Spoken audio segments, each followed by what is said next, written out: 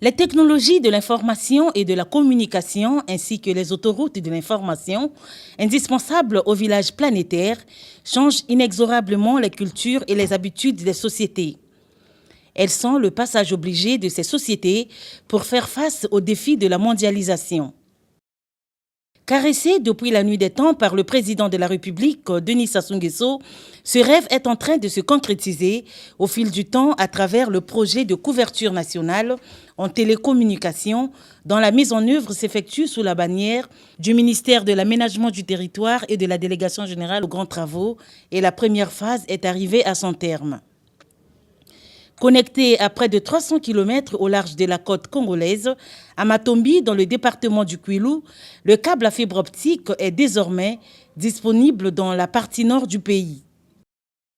À la tête d'une délégation d'experts en télécommunications et de techniciens de différentes sociétés en charge du déploiement de la fibre optique sur l'ensemble du territoire national, le coordonnateur du projet Couverture nationale en télécommunications, M. Akwala, a procédé du 21 au 23 février 2014 à la réception provisoire des installations du réseau nord de la dorsale de la fibre optique, notamment dans les localités d'Igné, d'Inoni dans le pôle nord, de Ngo, de Djambala, de Gamboma, de Lombo dans les plateaux, d'Oyo, de Bunji et de Wando dans la cuvette.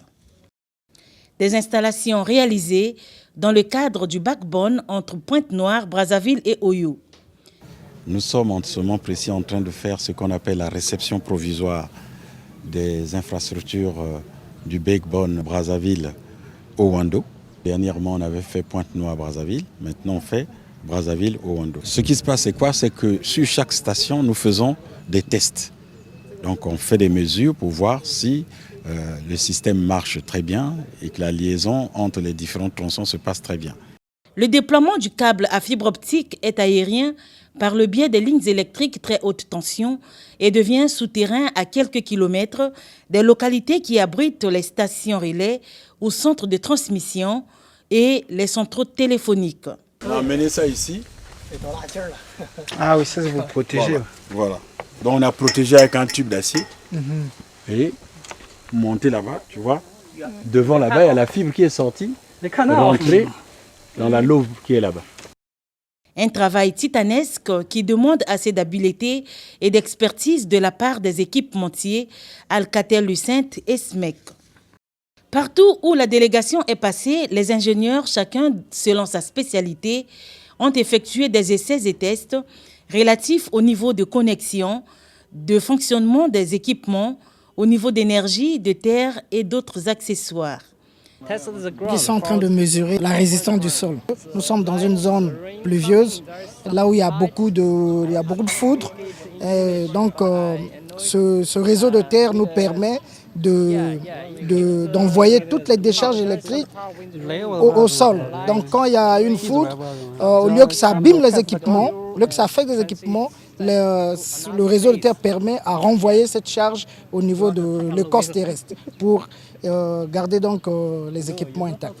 Nous sommes en train de vérifier les équipements, prendre des mesures afin de voir comment l'équipement fonctionne réellement, comme ça a été prévu au départ. Là, ce qu'on vérifie, c'est la continuité de la ligne fibre optique entre ici Ngo et puis Djambala. Et on vérifie aussi que les valeurs qui sont données à travers cet appareil respectent la norme.